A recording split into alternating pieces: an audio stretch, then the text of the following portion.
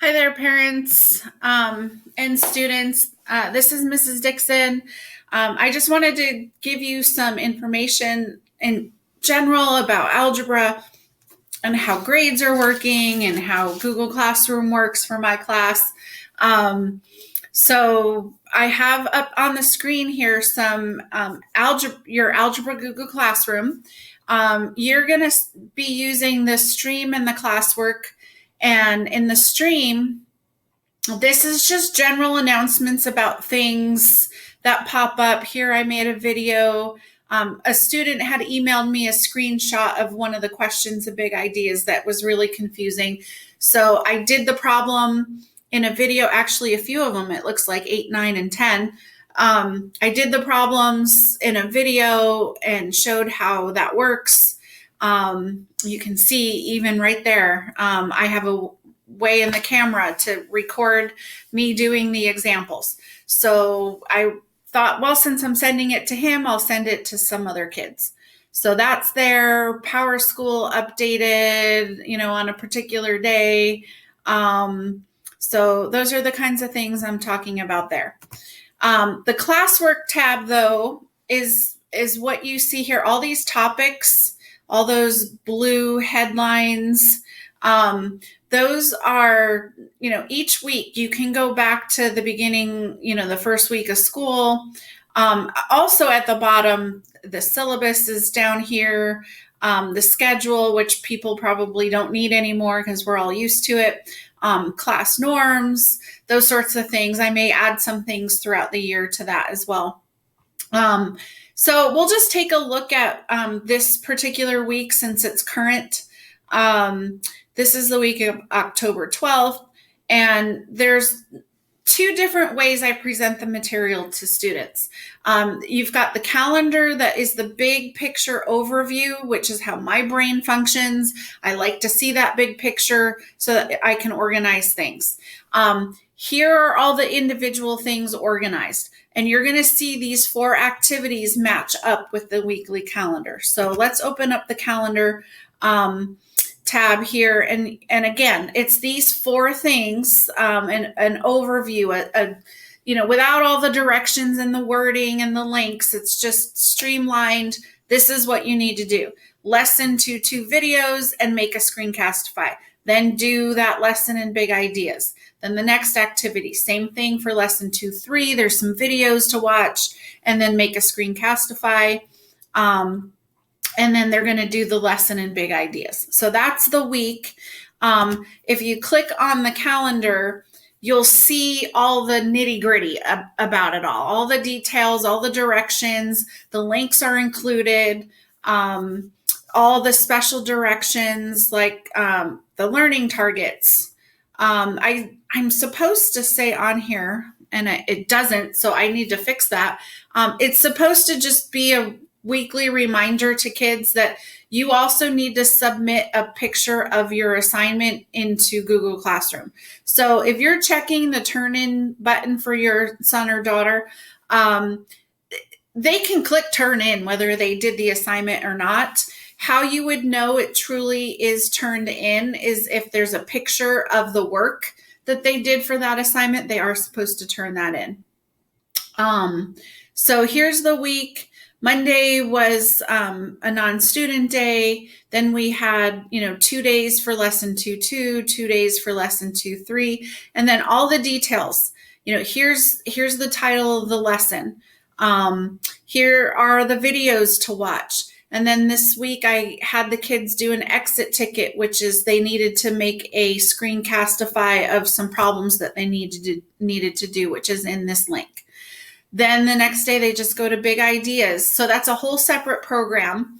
And they'll go in there. I'll show you what that dashboard looks like.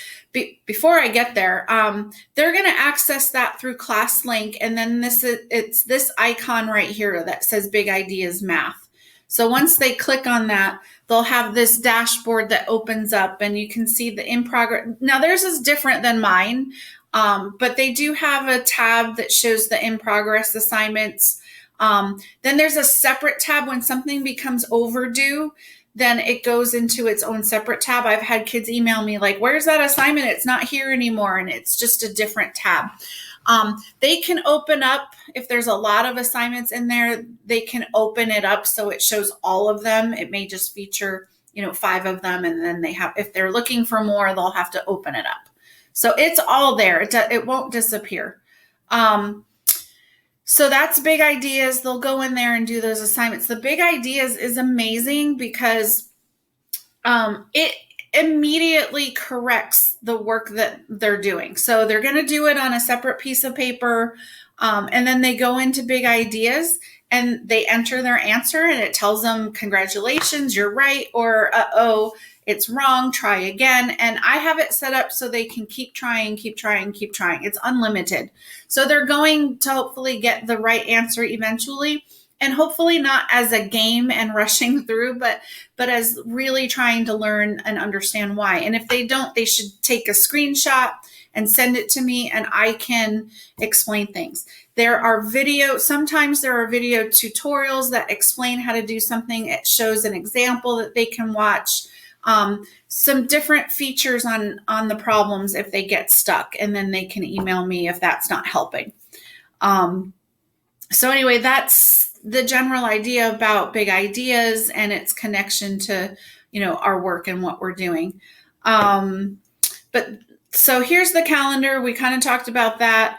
If we go back into Google Classroom, and some kids don't like the calendar because it overwhelms them. It's like everything at once, and they're like, I can't see all that right now.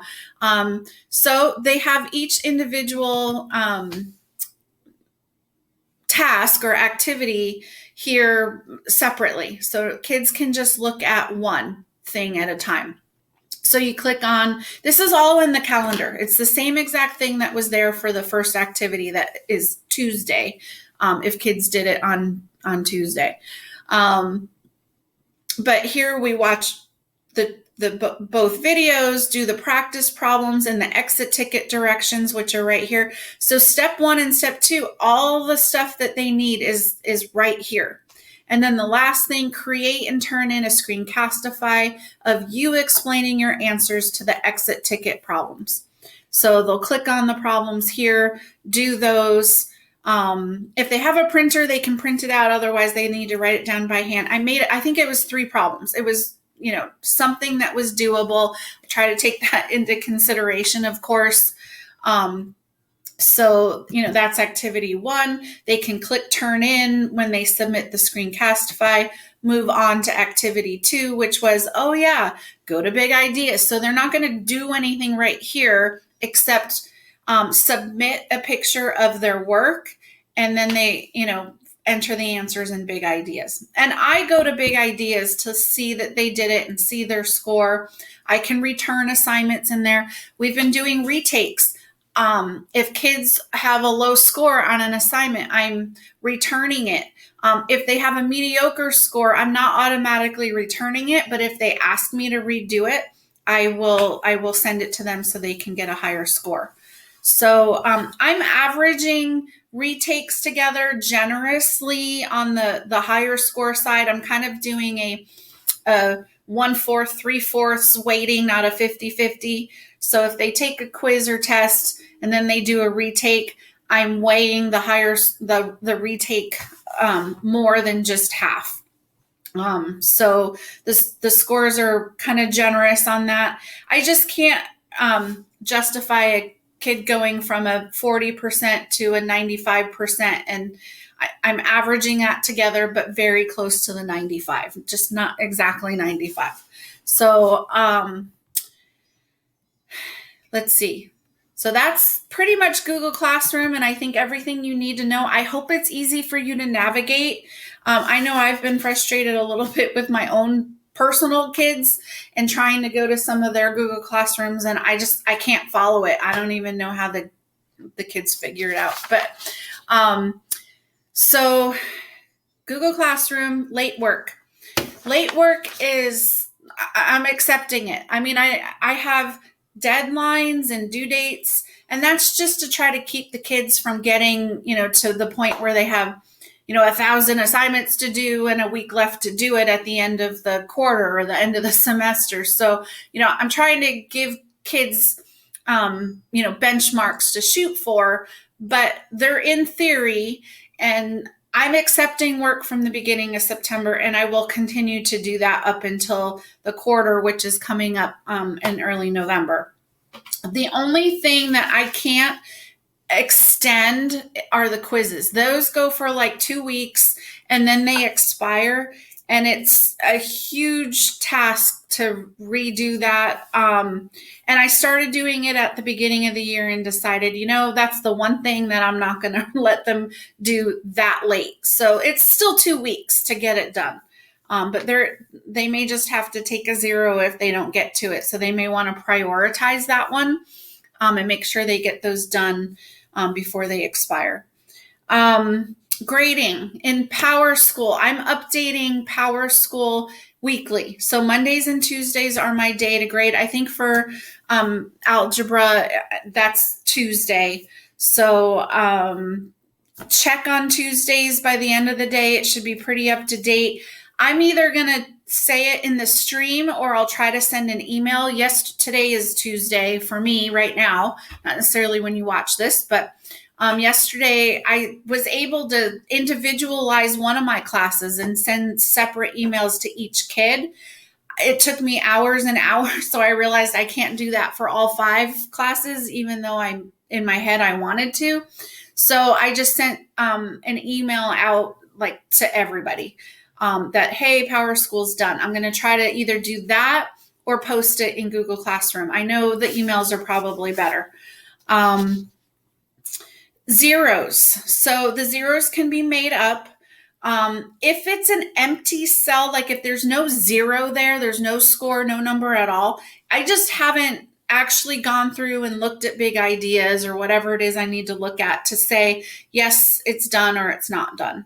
So don't worry about any empty cells. Not a big deal. I'll get to them. I mean, it's possible it's missing, but I don't know that yet. So once there's a number in there, then you can determine whether it truly has been submitted or not.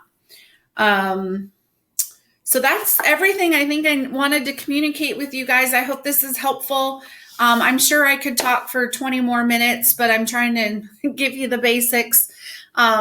So let me know if you have any questions, and I can't wait to see you in January when all this hopefully is over and we're back at school. So take care. Have a good day.